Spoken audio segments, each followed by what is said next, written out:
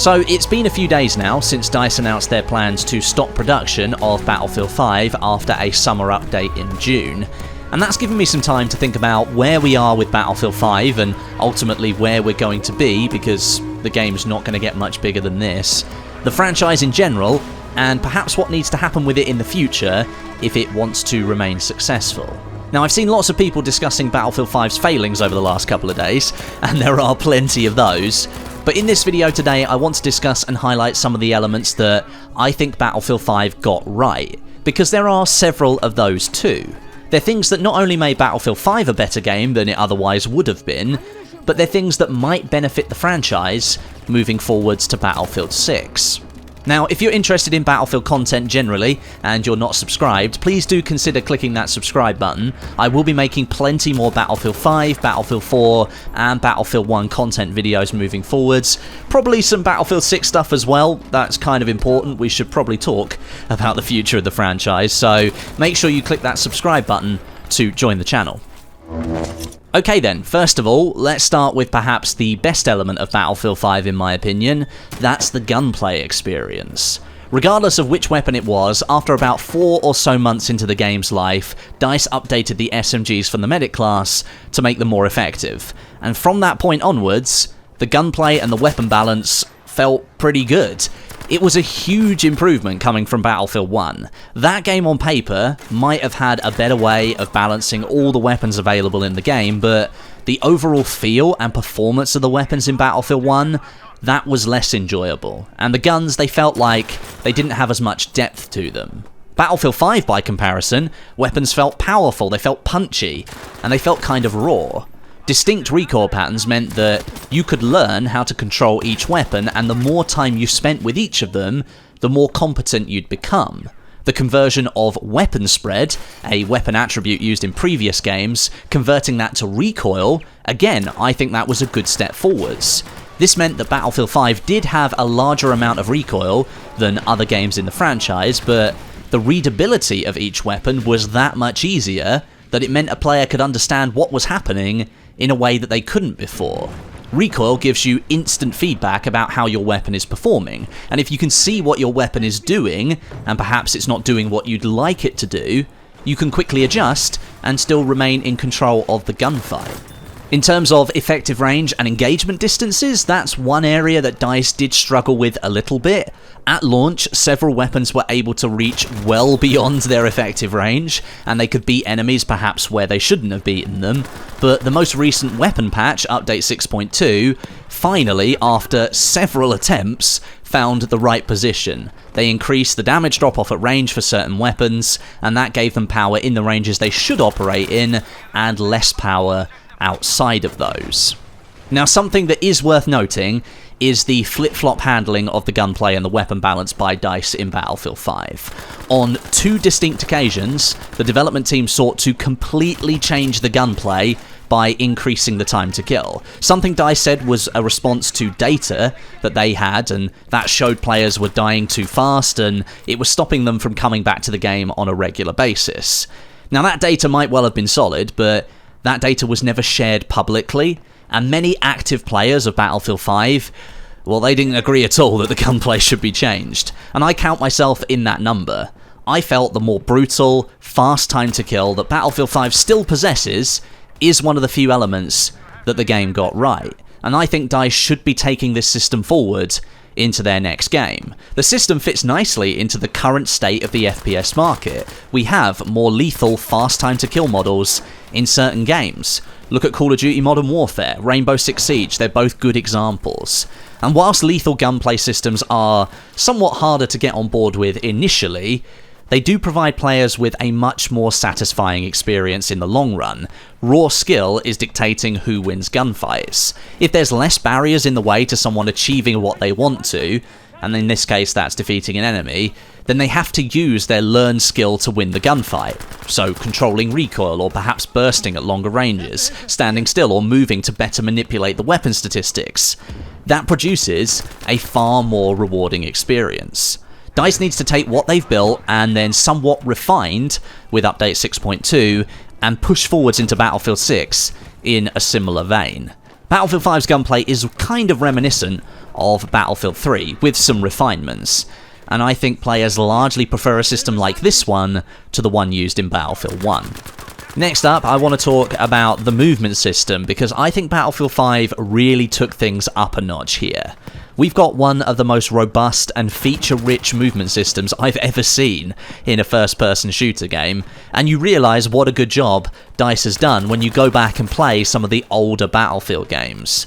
Walking, crouching, proning, sprinting, and crouch sprinting, they give you lots of different ways that you can get around the maps, with crouch sprinting being perhaps the best step forward, because that allows you to stay low and concealed behind cover, but you can move quicker and get out of danger. The addition of a combat roll system when falling from great heights, that meant that you could keep your health levels high at the expense of a small animation.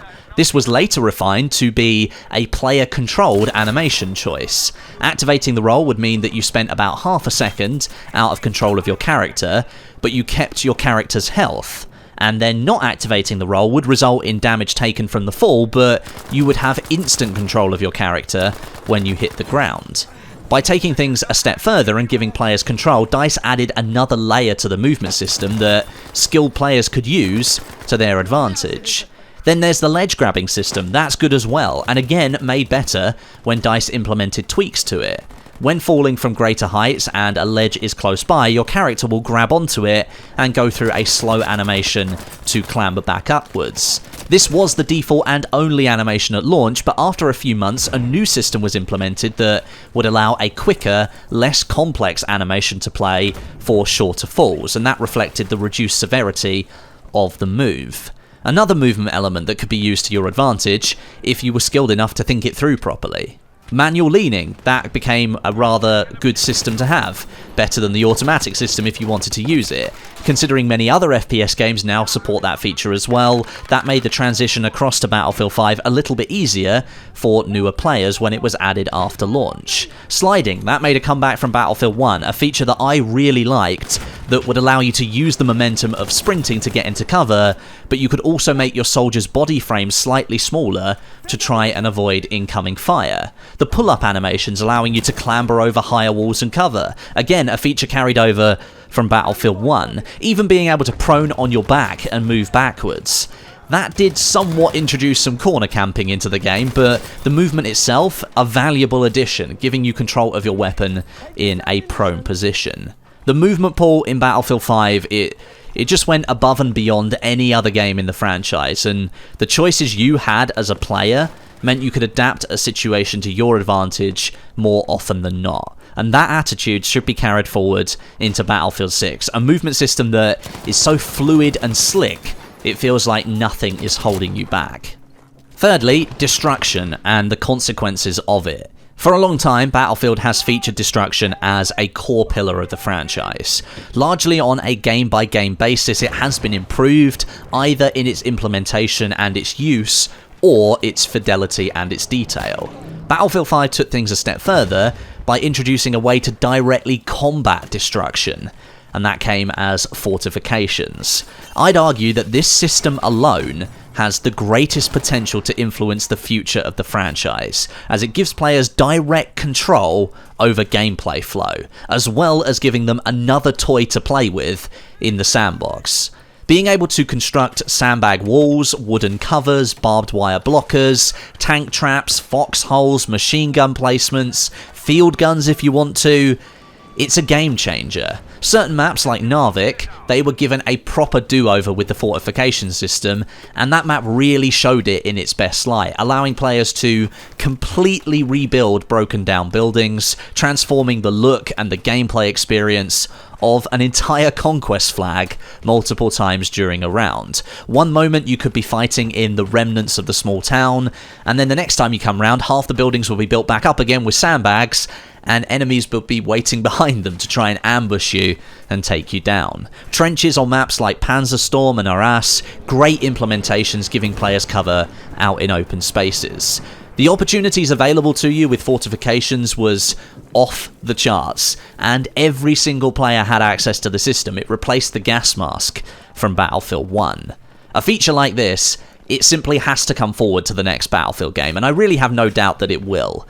With it being a direct counter to destruction that Battlefield has pioneered in the multiplayer space, I don't think there's any way DICE is letting this one go by the wayside. The feature was used regularly by players, and it became a staple element of my own gameplay experience. I'd arrive at an objective, I'd fight it out, take control, and then rebuild the objective with defenses for the next attack. I personally really enjoyed the fortifications that would block the way of vehicles around maps, with the concrete barricades on Pacific Storm and Iwo Jima probably being the best example. Sticking those things across a road, that could force a tank to take a much wider route, and that would leave them vulnerable to attack from you and your band of assault players who are all carrying bazookas.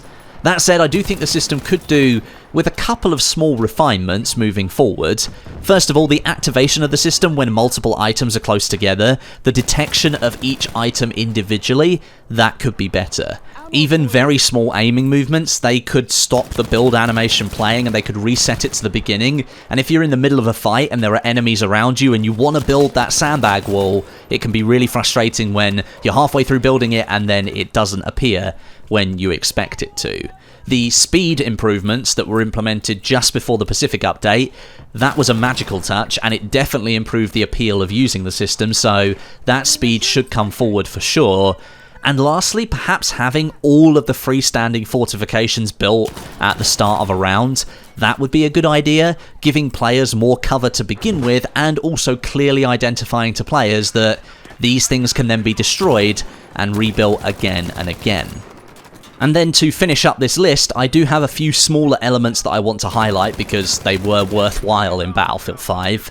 Number one is squad reviving, giving all players in a squad, regardless of class, the opportunity to bring their teammates back up off the ground. That was a good step forwards. The longer animation that you had to go through signified that perhaps this wasn't a thing that you should do all the time, but in a pinch you could get your friends back up and fighting. However, the implementation of the same physical animation for medic revives, albeit half the length, that for me, it cheapened the impact of the squad revive. It also hurt medics directly, making them vulnerable doing their primary job, which was healing people. Squad revives, they should be risky because they're being executed by players who wouldn't normally revive somebody. So for Battlefield 6, I'd like to see DICE go back to a shorter revive system for medics, but keep the squad revive animation for all other classes. That way, you get an extended feature that is risky to complete, and you make the role of medic more valuable at the same time, since if one is around, you could choose not to squad revive, and the medic could come in and do a much faster job.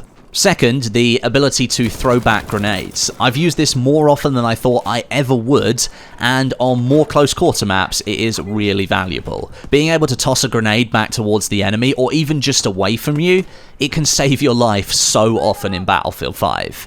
The detection of the grenade, and sometimes the direction of the grenade when it's thrown back, that can be a little bit wonky, but usually you're panicking trying to throw the grenade away anyway, so it might just be an input problem. It's a good addition to the game, and 100% it should be in Battlefield 6.